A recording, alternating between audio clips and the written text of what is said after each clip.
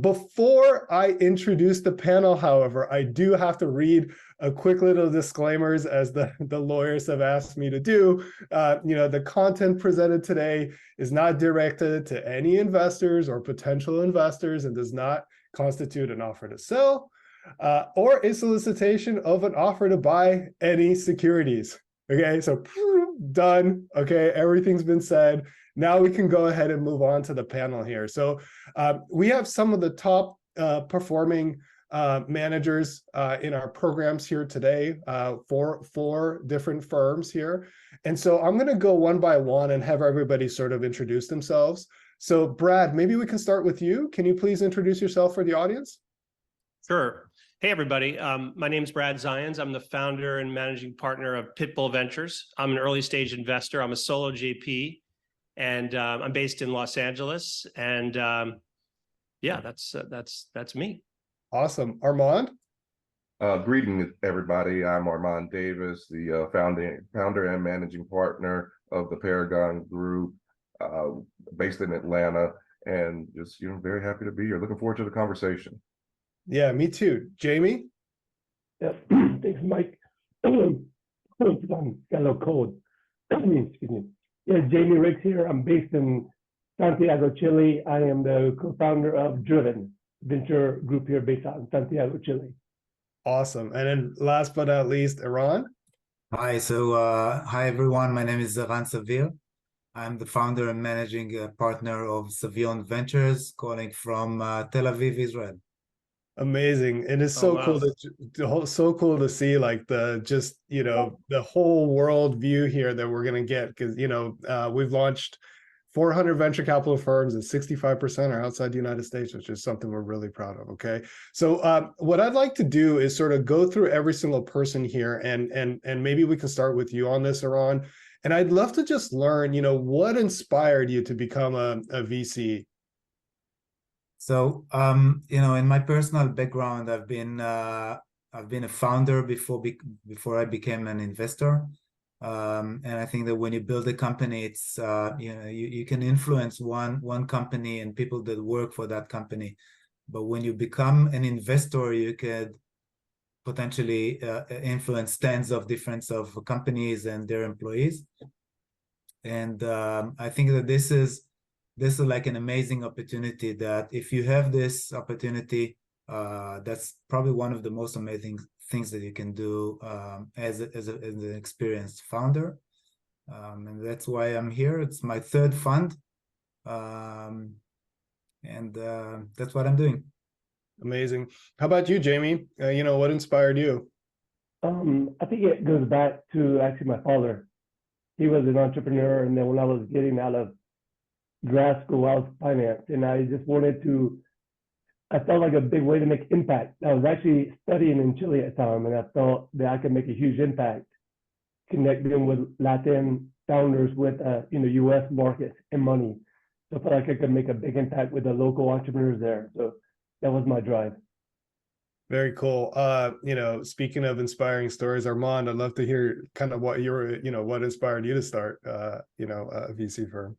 Yeah, I mean, my journey was definitely not a straight line. I educated in finance and worked at Bulge Bracket Investment Bank, but at 28 years old, I left corporate America, did my first M&A deal, bought my first business, and really was, thought that I was at one point the smartest guy in the world. This was 2006 and 2007, and then 2008 happened, and the bottom fell out of the economy. The bottom fell out of my life, and by 2010, 2011, I was on the verge of bankruptcy, and had my house foreclosed on, lost my home, all of those things, and got to a point where I plunged into a really deep depression, and at one point was even suicidal.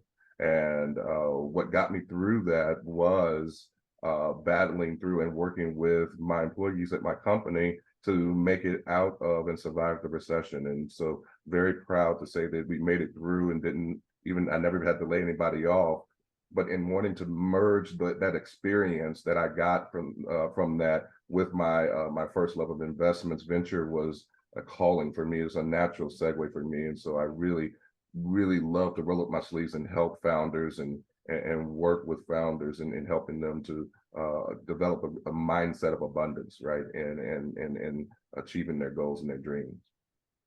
How about you, Brad? What inspired you to become a VC?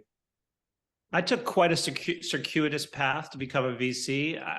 Just a quick background of, prior to VC, I was an early AOL executive. I produced movies. I started an apparel company. I got involved in the restaurant industry as a co-founder of a fast casual concept. And I was trying to figure out what the through line of all of that was. And, starting companies and working with really talented, creative people. And the through line was I loved partnering with folks and helping them come up with the financial side of things and giving them advice and helping them with strategy. And ultimately, venture capital became just the perfect kind of thing for me to put all of that together.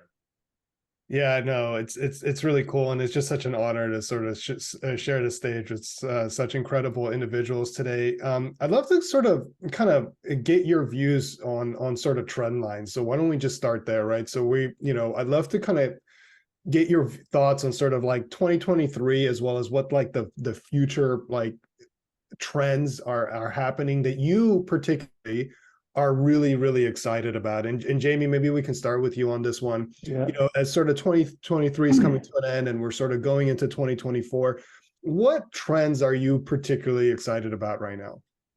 Well, I mean, Mike, if I could tell you something different, I started the financial world in 1999, went through that whole .com, then went through a crisis that Armond was talking about.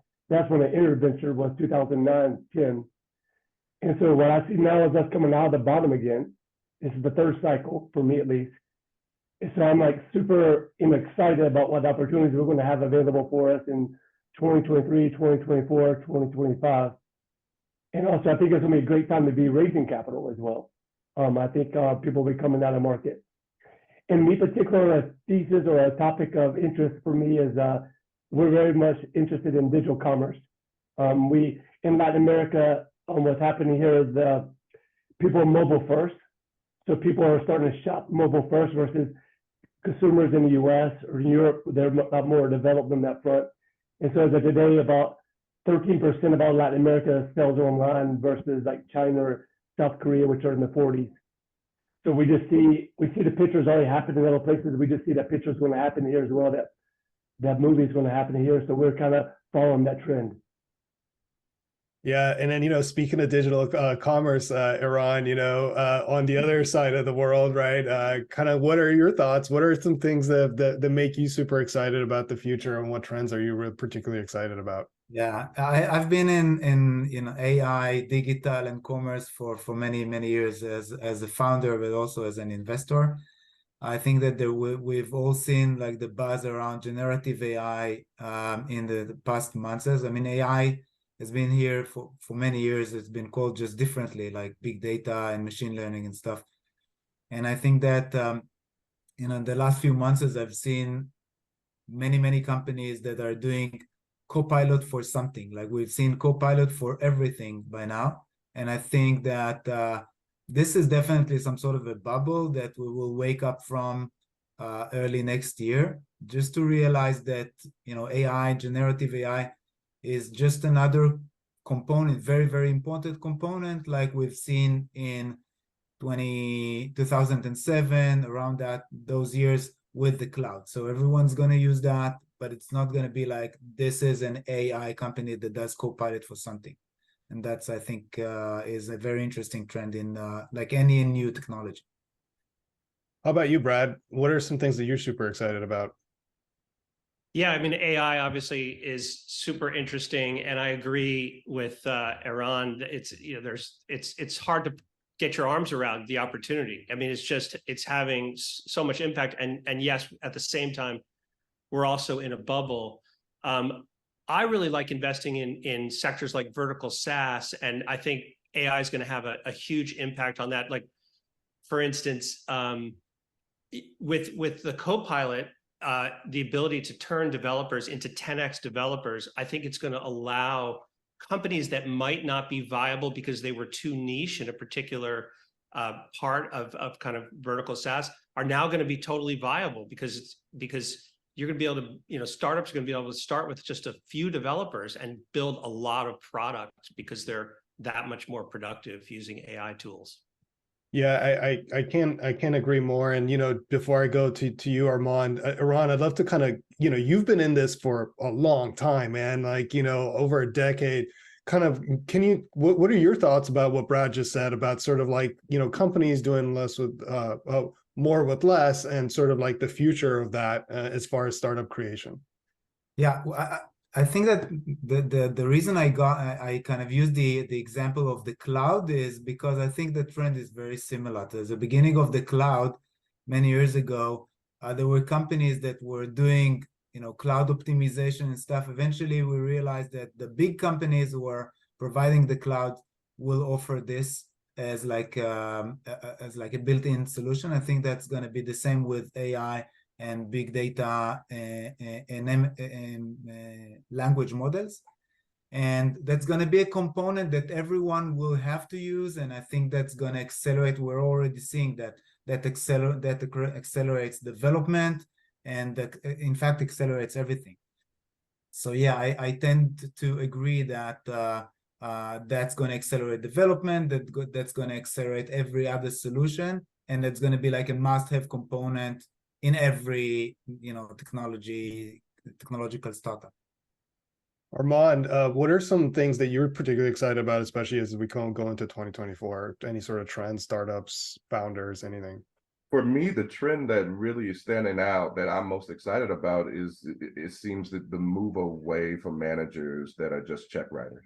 I think that what we're seeing as the economy continues to weaken, and as you have more headwinds for founders and innovators, that there has to be more of a value add, right, as a manager when you come into the door. So managers who have tremendous operating experience, particularly ones who have run businesses through recessions and survived in high interest rate environments, survived in those things where you have a lot of early stage founders who have never even run a business in that environment. And I think that what we're going to see is that managers who have that experience and bring that to bear for the benefit of their founders are going to separate here. And also sort of to double click on that, kind of that goes into my next question here, Armond. And by the way, everybody, we want to make these sessions super interactive for those of you that joined late. So if you have questions, there's a Q&A button at the bottom of your screen. Please add them in there. I see there's already 4 questions in there. I'll get to them. And also there's like a thumbs up button that you can upvote, and we'll sort of prioritize the ones that everybody in the audience wants to see here. But, Armond, what would be some of your advice? And then I'd love to also bring this out to the rest of the panel. What would be your advice to like new managers starting today? Any sort of advice that you would like to share with everybody? Well, new managers, I would say, remember, you are also a startup founder, right? Because your startup is a business that invests in other startups. But the key is to make sure that your mind is right. Make sure that your mindset is appropriate, because if you get caught up in the things, you get caught up in the negative thoughts, there will be challenges. It will be hard. Adeo says, raising your first fund, raising fund, it's the most difficult thing you will do in your career. And so be prepared for that mentally, emotionally. Make sure you have a support system, and make sure that you reach out to other managers that are in your ecosystem, because you need to be able to build a community. And the community is not just in your ecosystem with founders, but also in your ecosystem with managers. I think that's something that VC Lab does a tremendous job of providing for people that go through the programs. What about you, Jaime? Any sort of advice for new managers starting today? Any thoughts there? It was interesting. I heard this on the podcast a long time ago from Bill Gurley. He said what surprised him most about VC was sales. Honestly, sales. Sorry for my voice. It's okay. So if you're going to be a manager, you got to sell LPs that you're the right guy to do it. Then the best founders, not because any founder wants to raise money, but the best founders, you have to sell them You have the money, and like Armond said, you got the support to help them out. Then you got to sell the company. You help the company sell, then you help sell the company, and then you start a cycle again. So anybody who really wants to be a VC manager really has to be comfortable with their skin being in sales. I know a lot of people like the analytical part of this business, but I think the sales is a very, very not talked about that much as how much big part of sales is of being a manager. And the other thing about Armond says, I think is very important though, is also creating that ecosystem of support. Because it is very hard. It's very, very hard to raise a fund. You have to be mentally right with yourself. And you need that group, that support group that you can go to, talk to, that's done it. I think it's really important to have people that's done it before to talk to. We're creating an advisory board for us on that. People have done it before. So I think it's really important to have those folks to talk to. Obviously, Brad, you've sort of kind of been through this, kind of working on your second fund. Obviously, you too, Eran. I'd love to kind of get your sort of advice now that you've sort of like been through this a couple of times, Brad, and then Eran, we'll cap it with you. I mean, I would echo what both Jaime and Armond said. I mean, it's really hard to raise a fund, guys. So someone said on one of our other AMAs, like your mental health and your mental approach, because you're going to get a lot of no's. I mean, even if you're doing really, really well, when you pitch LPs, you're going to get a lot of no's. I also want to just emphasize how helpful VC Lab has been for me. I'm a solo GP. I knew other GPs, but everyone's super busy. The ability to actually have these kind of interactions with folks who have been there before, both other GPs and all the folks at VC Lab, knowing what best practices are, being part of that community, it has been a total game changer for me. Eran, any thoughts here? Yeah, I first of all, I agree with everything that's been said. Super, super difficult. And my experience with VC Lab was also amazing with that regards, and the amount of support that I was getting from VC Lab, but also it's very important to build your own kind of network of people. I think that if I could give an advice to someone who's trying to be a manager now, the most important thing for me, even though it's my third fund, was to actually understand how am I different. So why am I building this? How is this different from any other fund? And only after I realized what is this that I'm building, I was able to convey that message to LPs, and only then LPs actually said, okay, that's interesting. Before that, it was just any other fund that I could put the money into, my fund or any other fund. So this is very, very important. This is a process that you need to do with yourself, and maybe talk with others to kind of pitch them and see what they're thinking, what is their feedback. But I think that is kind of the pivotal moment of where you kind of try to convince people, and when they kind of like what you're doing, it becomes kind of irresistible. So that's, I think it was one of the most important things to start with. Go Armond. I would add to that's a key thing when we talk about the mental health component, and when things get really challenging, both as a founder and a manager, is to remember your why, right? And so you're absolutely right, Eran, in that when you figure that out, then all of a sudden people are more attracted to what you're doing. But also when you reach your lowest point and your most difficult challenges, if you can always go back to remembering your why. If you remember your why, that's what helps you get out of bed in the morning. That's what helps you keep pushing on in spite of those no's. I would also add, it's not like you figure it out on day 23. It's a process, and the process, I believe, continues through every fund. You evolve as an investor, you evolve as a person. So it's not just figuring that out, but it's the whole process. Yeah, going forward. It's a process, and it's very difficult actually to do that. It's not. Yes, it is. It is. I'm still figuring. I mean, it is difficult. Yeah. Ahmad is actually asking sort of a follow-up question that's sort of a little bit higher level, but what is the most challenging aspect of fundraising? Is it time? Is it the no's? I don't know. I'd love to kind of get this to the panel. Anybody want to take a first shot at this? I'll take a shot at it. Okay, cool. I think everyone has their close colleagues, friends, family and typically you would be more successful raising from them on a first fund because they know you and they want you to succeed. To me, the challenge is how do I identify and get meetings and close LPs that I don't know. That's been the hardest part, I think, in terms of fundraising.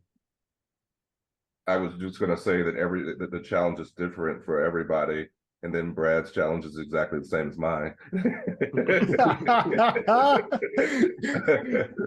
But I mean that's the challenge is once you get outside of your circle, once you get outside of your Rolodex is finding those people. Once you understand the why, you have your messaging down, you've gotten told by Mike that your message is it needs to be honed in, and it needs to be more detailed or less detailed. Then once you've done that, it's still about getting in front of the people and finding the people and getting in front of the people. So that's the biggest challenge. Yeah, Jamie, go, Eran. I'm sorry, I agree with that, but I think that there's also one more thing around that, and that is to understand on the go when you need to evolve and kind of abandon the things that you tried before because it's not working. For example, a specific LP archetype that's not working for you, or maybe you exhausted your kind of specific archetype and you need to move forward, as opposed to, no, it will work if I will continue pounding on this and eventually I will figure it out. So this is very difficult as a founder, but it's also very difficult as a manager when you need to kind of figure out on your own, because you're the only one who's sitting in all these calls, and understand, when you need to kind of evolve from the old story that you're telling to a new one, or to an LP archetype, or tell a different story. It's very, very difficult, and that includes when to set the time for first closing, and all these things that you need to kind of figure out by yourself based on kind of hunch, and that's very, very difficult. Jamie, do you have any thoughts on this? Or there's a lot of things difficult by doing this process. I think also another thing difficult is not spending time with the wrong people. For a first-time fund manager, talking to an endowment or a large family office or a lot of the corporates, it's just a waste of time. Really focusing on your archetype investor and really going after those guys, spending those time asking for referrals. I think that's the best use of time, but trying to go after the other guys who will spend 2 months of your time, at the end of the day, they might come in and fund 3 or 4, so I think that's about use of time is very important, I think, in the beginning. I would also add, don't be afraid to let someone say no. Sometimes, obviously you want them to say yes, but sometimes no's are very helpful because you don't have to spend time on that particular LP anymore. The worst is when you get these like, oh, send me the materials, or let's talk again, or and then it's just your wait, like someone else said, you can really burn a lot of time on LPs, and you kind of have a sense fairly quickly that they're not going to be the right fit. So move on and find the right ones. Yeah. And I would just add too, because I think this was helpful at BC Labs for me, because most times you want to go raise a big fund. Everybody wants to raise these big funds, and then you start hearing all the experiences. Is checking your ego, being humble. Okay, this is the amount we need to raise. This is what our network says we should raise, and focus on that. Because if not, you spin your wheels a lot looking for these big LPs who are not going to invest because you don't have the track record. Yeah, and one other thing that, if I may add, I agree to that you don't want to waste your time on those people who are, by the end of the call, there's no like sales signs, right? Someone who wants to invest, he will let you know by the end of the call that he is interested, and might even drop like the number. And if they don't, they start asking for materials, just cut it. I agree that you need to hear the no as soon as possible, just not to waste time on this. And I think that's also something about your mental state. It took me time to kind of switch to it, but I got to a point where I always say to myself, when I'm talking to an LP, I'm actually doing them a favor. they're not, you know, they are, I'm giving them an option to make more money and use my kind of vehicle for that. And I am doing them a favor, not the opposite. So if someone says, not now, not this, whatever, okay, no problem. That's kind of, I'm not kind of offended or kind of get discouraged by this. The opposite, I kind of, it's, you know, their problem. I think that's really, really important because if you when you think about it, the way that you just mentioned, Eran, it really does affect the way that you interact and the way that you speak with people, right? You're providing the opportunity. Listen, there's a whole lot more money out there than there are managers that know what to do with it, right? And so any one of us who is in a room full of LPs or even on a conversation with an LP who has capital, he's looking for ways to grow his asset base. He's looking for ways to grow his capital. You are offering him, right, that opportunity to do that. You know, he's not offering you an opportunity to invest. You already know how to invest, right? And so you're offering him the opportunity. And when you think about it from that perspective, when you walk in a room and you understand that I'm offering an opportunity to everyone who is in this room, then you carry yourself differently. There's a question in the chat for you, Brad, and it's, you know, what sort of advice would you give to solo GPs in the making, you know, and sort of what's been the feedback from LPs around you being a solo GP? Yeah, it's interesting because, you know, 5 years ago, I'd say, or longer, you know, there you just didn't hear about solo GPs because it just was frowned upon. It wasn't accepted. So it's kind of a new thing. So God, what advice? I think the single biggest challenge as a solo GP is, you know, choosing how to, you know, divide your time. You know, you're really wearing 3 hats. You know, you have to deploy capital, you have to raise capital, or else you're not in business. You have to deploy capital, and then you have to run the operations of the fund. So you have to really be careful about how you allocate your time. You have to be willing to say no to a lot of things in terms of commitments of time, I think. And then the other thing I would say is going back to what we were talking about with community and VC, you know, VC lab, or you because you're a solo GP, you're going to need help in a lot of areas. Like I don't have a partner to do due diligence with, to have back and forth. So I use other GPs, other angels, other folks to help me kind of get to conviction on an investment. You know, there's a question here from Nate, and Nate, I'm going to paraphrase this, and this, you know, I'll just pass this over to Eran, you know, but on a high level, Eran, since, you know, you've kind of gone through end to end, right? You came into the program, boom, and then you've kind of have gone through the launch program and everything and ended up like closing. Can you maybe on a high level talk about sort of what that process was like, and also what the sort of time commitment was like as well, just for the audience, you know, on a high level? Yeah, so for me, when I joined the program, I thought that I'm very, very experienced. That was the 3rd time that I'm doing it. And I thought that I know everything, but still I was humble, I think, enough to say, okay, I'll put everything aside and we'll try to learn everything as much as I can.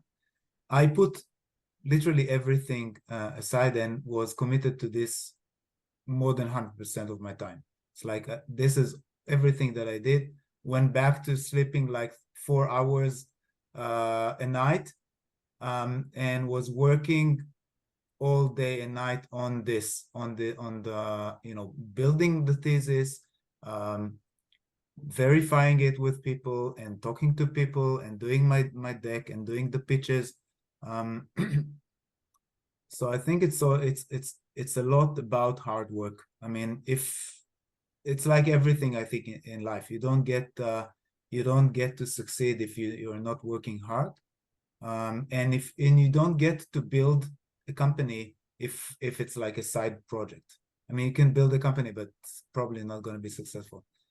And so, of course, that kind of is true for every company, and more true for a VC, where it's super hard. That as the other members here have said, you need to convince so many people that you know what you're doing, and it's very difficult. Yeah, I agree 100%. You know, there's a this is for the panel, but Jaime, maybe you can start with this one from Matthews. Like, any advice or strategies that you would suggest for building good deal flow? Is it outbound, inbound? Like, any thoughts on this? Deal flow, as the founders, I've had the fortunate part of managing another fund before.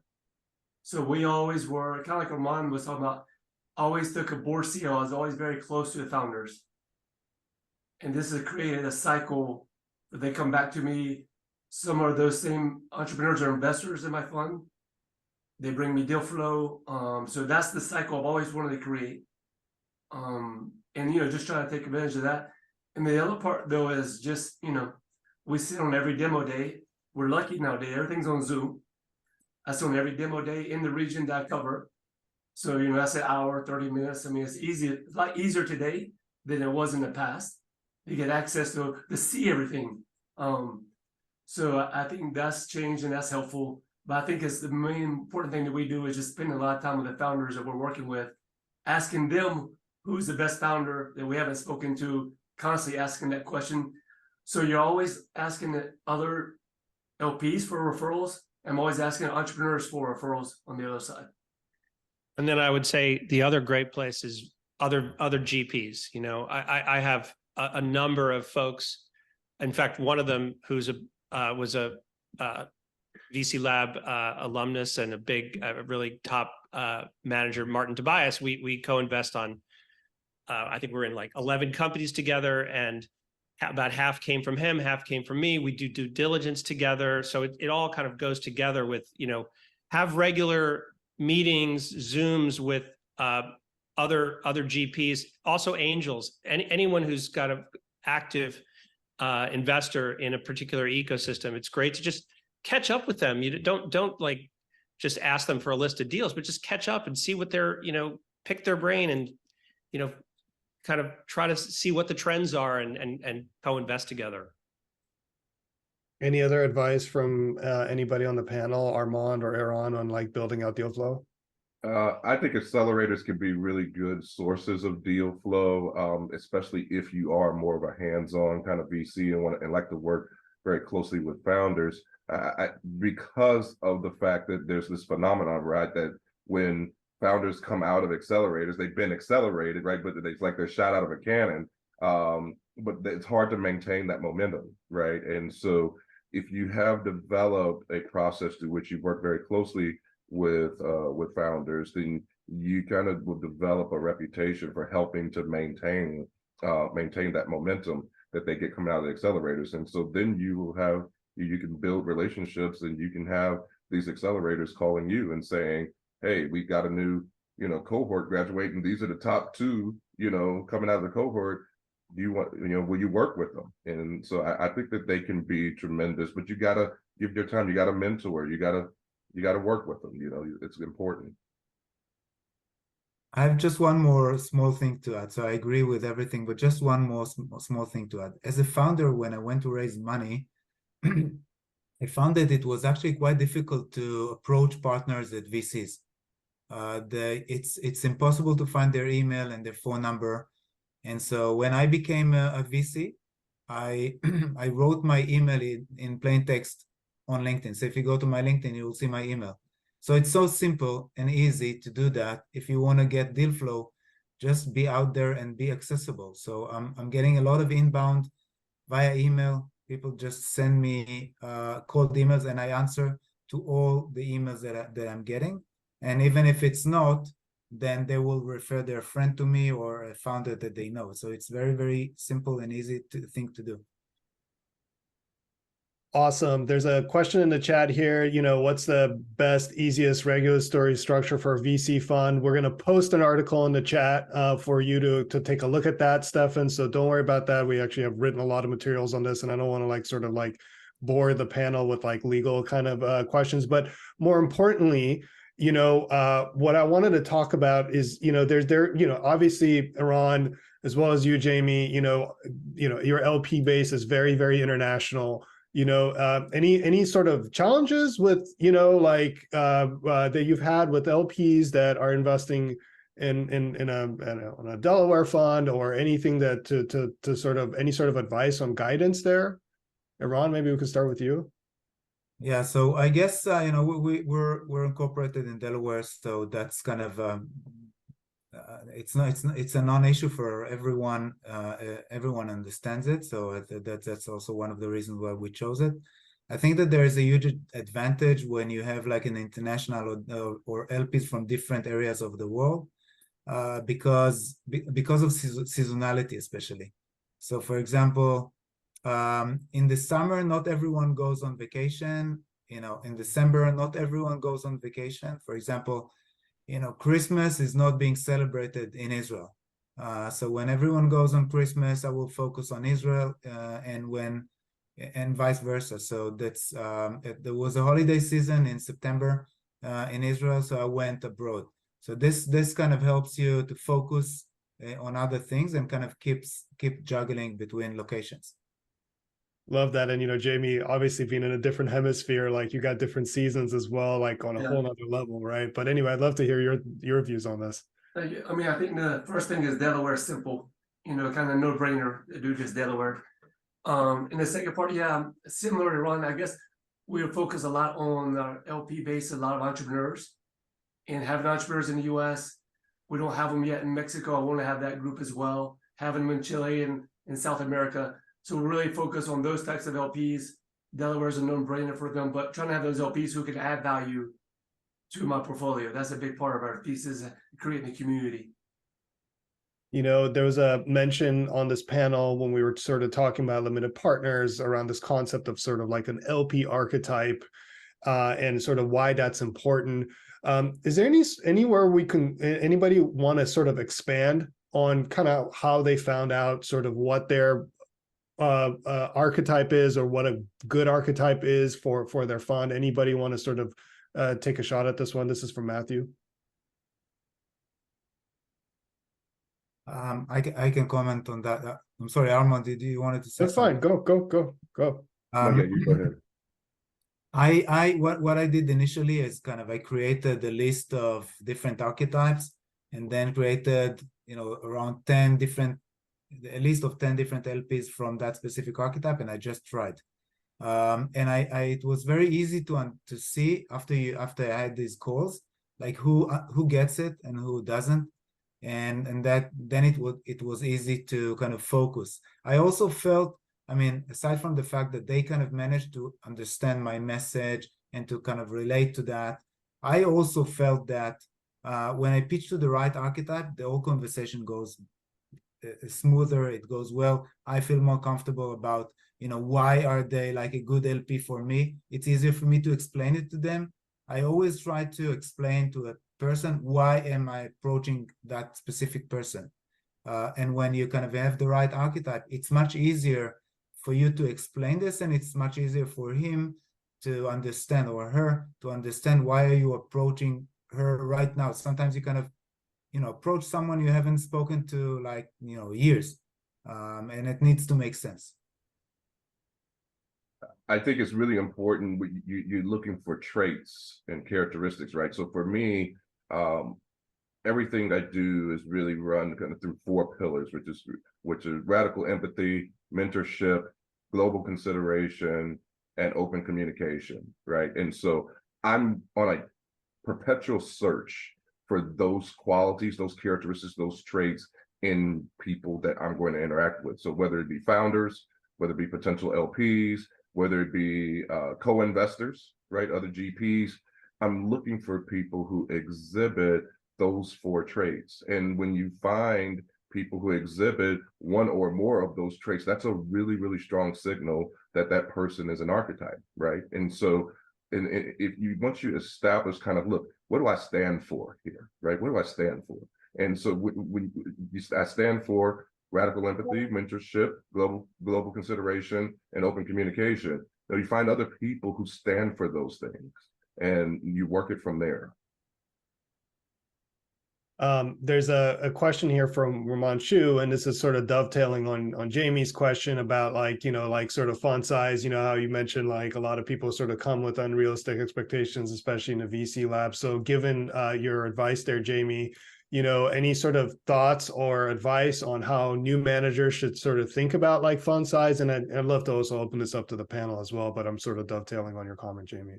Yeah, I heard this from another fund manager a while back at another conference, and I thought it was really good advice. Raise the minimum fund that you need to accomplish what you want to accomplish. I don't know if you want to invest in a certain amount of companies, you need a certain amount of fee for yourself to take care of yourself. Whatever that minimum number is, that's the number you should be focused on. Maybe people say 50 million, 100 million, but probably the real number is a lot smaller than that. What's what you need to accomplish? What's the portfolio you need to invest into to hit the goals you want to hit to? And what's the fee that you need as well to take care of yourself? So I think those are the two variables I would focus on if I was coming up with that math. So like how founders have this MVP concept, Jaime, Yeah. it's like the minimally viable fund idea, basically. Exactly.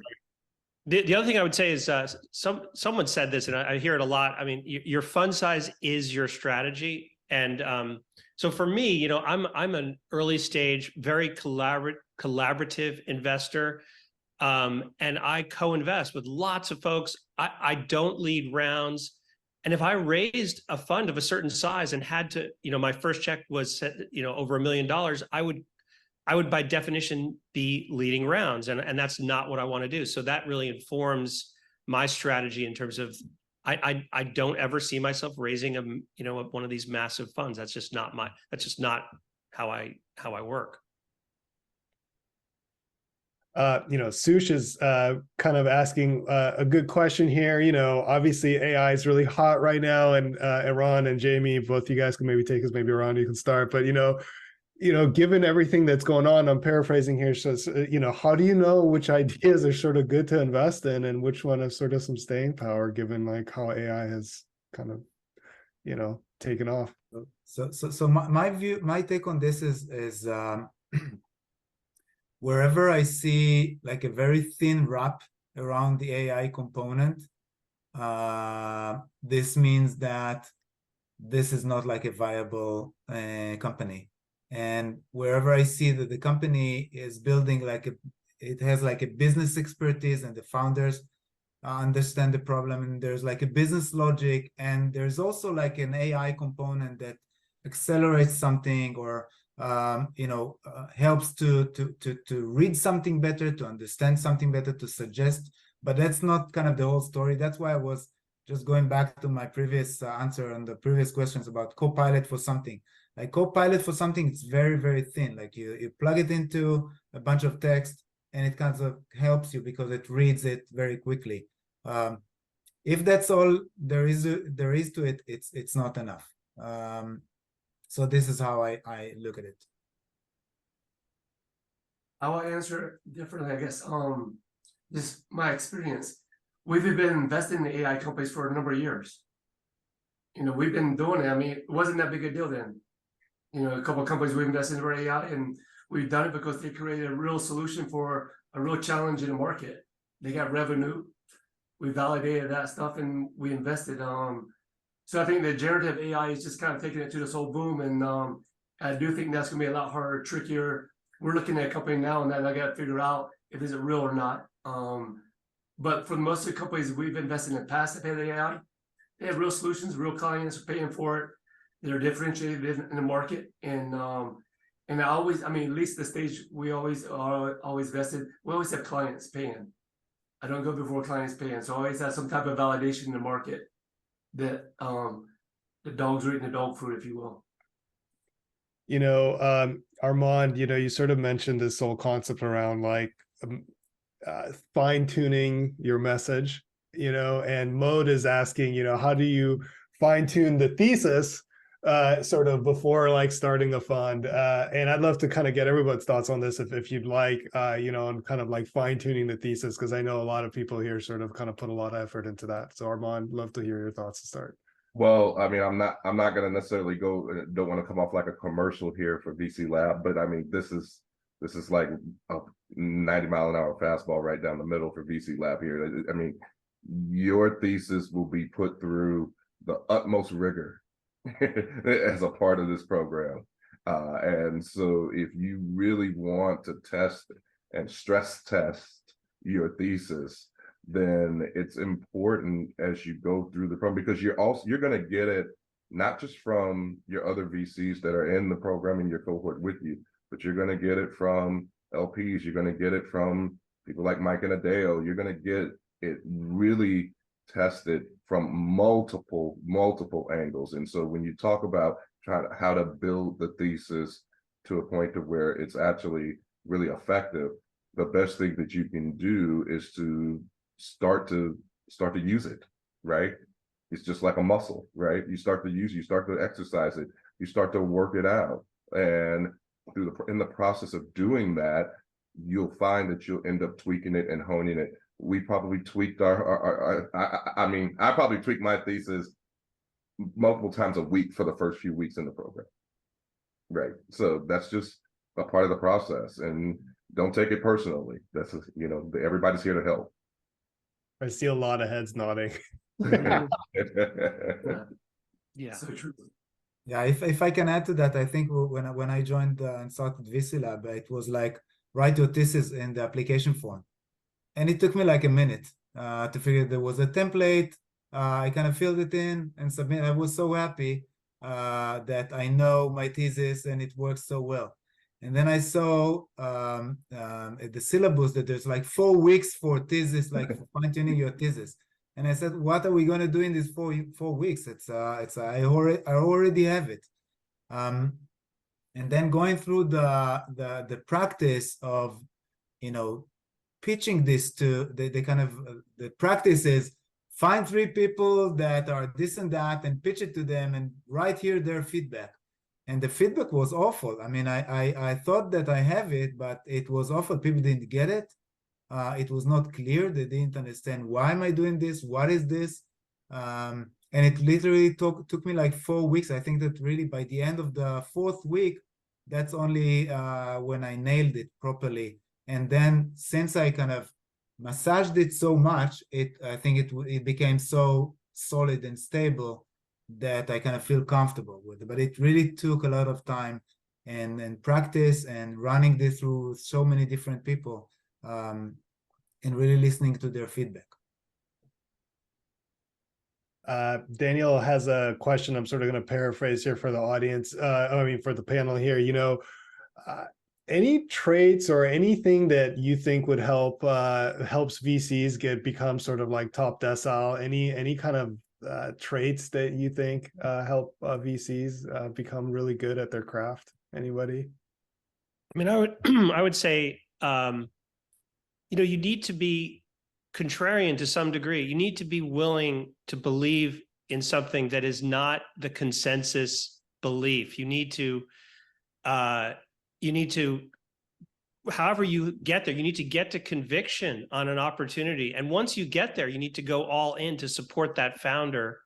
VC is not a consensus, go with the crowd kind of, it's really the opposite of that. And I think there's folks who, certain personality types are more cut out for that. And you can also build that in your own set of skills, I believe. There is a question here from Anna about the VC Lab experience. If anybody would like to sort of talk about it, is like what was sort of your experience like with the VC Lab Accelerator, Decile Group, Decile Partners, everything, and sort of how did it sort of help you with regards to getting your fund off the ground? Anybody want to have any comments on this? I'm happy to answer. I mean, I don't know how people launch a VC without VC Lab. It was so important for me and so instrumental in my work. And I don't think that I would have. I kind of launched my VC in like very, very short time relatively to the standard. And I would have never been able to do that without the help and support and the structure of what to do now and especially what not to do right now. And that is, I think, one of the most important things that someone tells you, don't deal with this now. There will be a time to do it. Don't waste your time on this. Just focus on this. This is so important. That is really the key. I am one of those people that made that mistake. Wish I had been introduced to VC Lab a year before I was. But yeah, especially on what not to do. I'm one of those people that jumped out there and spent a bunch of money on documents and on legal fees and on things. And so, please trust the process. I know people say that all the time, and sometimes, Mike and Ade are saying things and you just can't see it, right? You just can't see it. But, there's a reason why you're in the program, and there's a reason why you're here. And so you have to trust that there are things and that they have experienced that they are bringing to bear in terms of trying to help you to succeed. There's no reason for them not to want you to be successful, right? And so when they say things to you, sometimes it may hurt your feelings, sometimes it may not be what you want to hear, but it is all given in the spirit of trying to put you in the position to succeed. And so if you can step back and open your mind and try to go through the process, trusting that this process is here for a reason and it's organized in the way that it is for a reason, then it tremendously increases your chances of success. Yeah, I would agree with everything you guys said. And also, I would say, don't be afraid to be pushed out of your comfort zone. I think the areas where I've made the most gains in VC Lab is where not the things that I was comfortable doing that I kind of got right on my own. It was the things that I was doing wrong, or the things that I felt like I didn't want to do or didn't do well. Those are the areas where you can have the most improvement and really up level your game and hopefully have a top decile fund. Yeah. I'll just add, for us, it was really a thesis. The first 2 months, getting beat up on our thesis constantly, that was very helpful. The other thing is just having a group, because we're all like co-founders or founders of our funds, that have a group with a reputation and the experience of VC Labs or Decile Partners backing us up. The software platform, the accounting, all the stuff. So whenever I go pitch to an LP and I'm able to show them my slide, oh yeah, this group is supporting us. They're doing all the back office. So my partner and I can just focus on deal flow, supporting portfolio companies. Well, yeah, these guys have our back. For our LP, that's great. Next. So because you don't want anybody worrying about that back office stuff, that compliance, the governance. For me, that was really important. And for everybody, if this is your first time, the last question we always like to ask at the end here is to everybody on the panel. And Armond, you sort of preemptively answered this, so I know sort of what you're going to answer, but I'd still love to hear your thoughts. But maybe we'll have you go last. But Eran, maybe starting with you, knowing what you know now, what advice would you give yourself if you were starting out as a new manager? First of all, I always give advice to all the people that I know: get help. You need to get help. You need to get advice. You cannot do this on your own. I'm also a solo GP. And probably one of the best decisions I made was to join VC Lab and kind of take it with both hands every support and help that I was able to get, and kind of agree to everything and do all the tasks 100%. Don't cut corners. Just do everything exactly as needed. And that was, for me, that was the breakthrough. Jaime, what advice would you give yourself? I think, once you make the decision, you just got to go all in. I think we started a program. We're focused on other things. I think you just have to go all in. If you're going to do it, time is your enemy. Send the packs, sign the deals, just move on, all in from day one. Time is the enemy of all deals. You got that right, Jaime. Brad? So I think the single most important thing, if I could have known, was you're starting a VC firm, right? And all you want to do is close that first get to the first close, raise the capital for that first fund.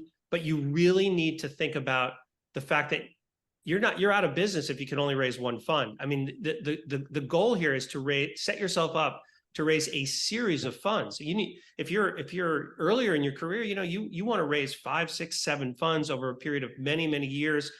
And if you do things properly in fund 1, it makes it really hard to raise fund 2. And it's like levels in a video game. So while you need to pay attention to those, to obviously getting that first fund off the ground, you also need to lay the groundwork for a series of funds. Armand, any advice you'd give yourself? Yeah, so I'll take a different approach, since I did kind of preempt a little bit. But what I really want to say, especially as we're closing out here, is that everyone on this call, everyone that's listening, everyone that's watching here is unique. Everyone here has a unique journey. You have a unique path. You have a unique skill set. You have a unique talent. And so, the reason that you are here, right, is to use that talent to help other people achieve their goals and their dreams, and in the process of doing that, you achieve yours, right? So what I would say to you is to don't ask people for permission for you to use your gifts, okay? Because when you have a gift, the universe has given you, bestowed upon you, whatever the skill set that you have, whatever the experience and the journey that you have. And that is what makes you, that is your secret sauce. That is your special sauce. So be bold, be brave. Don't ask people for permission to bring your talents forward, to use your talents to help to make other people successful. You'll be amazed at how the universe returns it back to you. Wow. What an honor, just to have all of you here on this call. And I've learned so much from all of you. Thank you so much. I also can see it in the chat here. Everyone's super happy for you gifting us your time and educating everybody on the future. Brad, Armand, Jaime, Eran, thank you all so much for doing this. Really appreciate it. Everyone, we do this every week. So subscribe to these types of webinars. We do them all the time as our gift back to the community. Thanks, guys. Really appreciate it. Enjoy your day. Bye. Thanks everybody. Everybody. Yes. Bye.